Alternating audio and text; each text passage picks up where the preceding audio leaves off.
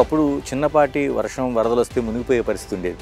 ఇప్పుడు ఎలాంటి పరిస్థితి ఉంది? ఒక ముఖ్యమంత్రిగా చంద్రబాబు నాయుడు చేయలేని పనిని ఒక సామాన్య ఎమ్మెల్యే కాసు మహేష్ రెడ్డి కాట్రవాగును ఆధుకరించి దాచేపల్లిని మునక్కండ చేశాడనేది.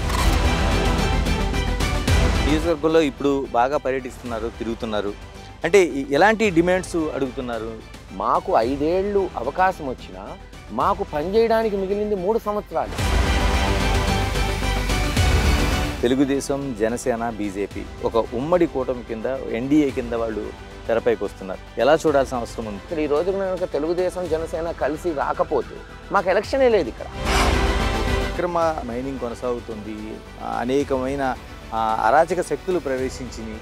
ఆ అరాచక శక్తే కదా ఎరపతినేని శ్రీనివాసరావు, అందుకే కదా ఓడిపోయింది.